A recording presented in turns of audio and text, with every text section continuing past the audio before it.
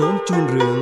បឹងទន្លេនេសាទព្រឹកព្រលឹមស្រាងៗនៅលើបឹងទន្លេសាបដ៏ធំល្វឹងល្វើយពន្លឺថ្ងៃរះយឺតបំភ្លឺផ្ទៃទឹកពណ៌មាសវាជាថ្ងៃថ្មីមួយទៀតដ៏ស្រស់បំព្រងនៅមាត់បឹងមានក្មេងប្រុសម្នាក់ឈ្មោះតារារាល់ព្រឹកគេតែងតែរៀបចំទូកតូចរបស់គេដោយប្រុងប្រយ័ត្នដើម្បីចេញទៅនេសាទគាត់ជាក្មេងប្រុសដែលមានចិត្តស្មោះត្រង់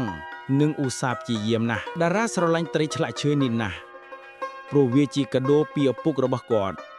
គេតែងតែយកវាទៅតាមជាមួយរាល់ពេលទៅនេសាទវាជាវត្ថុដ៏មានតម្លៃបំផុតសម្រាប់តារាទូកតូចរបស់តារាអណ្ដែតទៅកណ្ដាលបឹងដែលជាកន្លែងត្រីសម្បូរបែប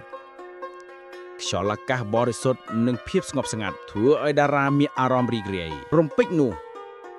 ទូកក៏រលាស់បន្តិចធ្វើឲ្យតារាភ្ញាក់ផ្អើលគាត់ស្ទើរតែដួលពីលើទូកទៅហើយអូនៅក្នុងភាពភ្ញាក់ផ្អើលនោះត្រីឆ្លាក់ឈើដ៏ជាទីស្រឡាញ់របស់គាត់ក៏របូតធ្លាក់ពីដៃទៅក្នុងទឹកបឹងបាត់ទៅហើយតារាព្យាយាមរោរើក្នុងទឹកតែគ្មានឃើញត្រីឆ្លាក់ណាស់សោះទឹកភ្នែកគាត់ហូរតិចព្រោះគាត់បាត់បង់វត្ថុដ៏មានតម្លៃបំផុតសម្រាប់គេពេលដែលតារាកំពុងតែអស់សង្ឃឹមរំពេចនោះក៏មានពន្លឺពណ៌មាសមួយចែងចាំងចេញពីក្រោមទឹកវាជាពន្លឺដ៏ចម្លែកប៉ុន្តែវាពិតជាស្រស់ស្អាតណាស់ពន្លឺនោះគឺជាព្រះនាងគង្ហេងដ៏ស្រស់ស្អាតក៏បានលេចខ្លួនឡើងពីផ្ទៃទឹកជាមួយនឹងស្នាមញញឹមដ៏ទន់ភ្លន់តារាមើលព្រះនាងដោយក្តីងឿងឆ្ងល់និងភ័យបន្តិចបន្តួចព្រះនាងគង្ហេងបានសួរតារាថាក្មេងតូចនេះជាត្រីឆ្លាក់របស់អ្នកឬ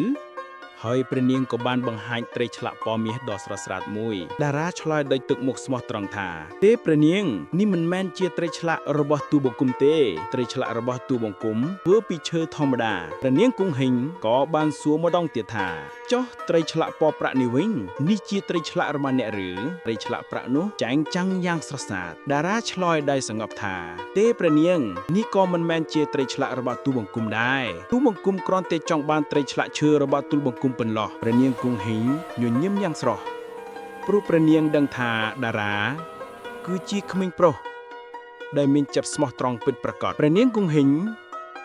ក៏បានយកត្រីឆ្លាក់ឈើរបស់តារាមកប្រគល់ឲ្យវិញតារាទទួលយកដោយក្តីត្រេកអរជាពន់ពេកព្រះនាងគង្ហេងបានឲ្យពរជ័យឲ្យតារាចំពោះភាពស្មោះត្រង់របស់គេពន្លឺវេទមន្តបានផុសចេញពីដៃព្រះនាងទៅលើសំណាញ់នេសាទរបស់តារាសំណាញ់នេសាទរបស់តារាភ្លឺចែងចាំងដោយពន្លឺដ៏កក់កក្ដៅធ្វើឲ្យគាត់មានអារម្មណ៍រំភើបនិងសប្បាយចិត្តជាខ្លាំងព្រះនាងគង្ហេងក៏បានលិចបាត់បន្តិចម្ដងបន្តិចចូលទៅក្នុងទឹកបឹងវិញបន្សល់តែពន្លឺពណ៌មាសដ៏ស្រទន់តារាសម្លឹងមើលព្រះនាងដោយក្តីដឹងគុណជាខ្លាំងតារានៅម្នាក់ឯងក្នុងទូកវិញកាន់ត្រីឆ្លាក់ឈើរបស់គាត់គិតពីអ្វីដែលបានកើតឡើង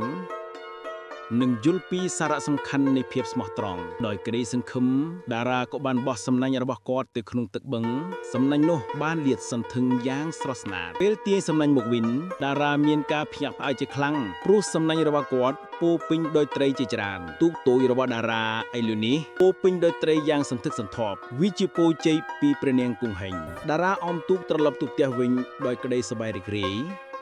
ជាមួយនឹងត្រីដែលច្រើននៅក្រោមទូកពន្លឺថ្ងៃលិចពណ៌មាស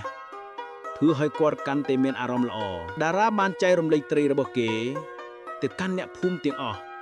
ដែលធ្វើឲ្យអ្នកភូមិរីករាយយ៉ាងខ្លាំងត្រីឆ្លាក់ឈើរបស់គេឥឡូវនេះកាន់តែមានតម្លៃខ្លាំងថាជាងមុនទៅទៀតព្រោះវាបាននាំមុខនឹងមេរៀនដ៏សំខាន់មួយសម្រាប់តារាព្រះអាទិត្យលិចបាត់បន្តិចម្ដងបន្តិចនៅលើបឹងទន្លេសាបបន្សល់តែភាពស្ងប់ស្ងាត់និងមេរៀនដ៏មានតម្លៃការអប់រំថ្ងៃមួយបានចាប់ផ្ដើមឡើងសម្រាប់តារាជាមួយនឹងបេះដូងពោពេញទៅដោយក្តីសុខសាន្តពាន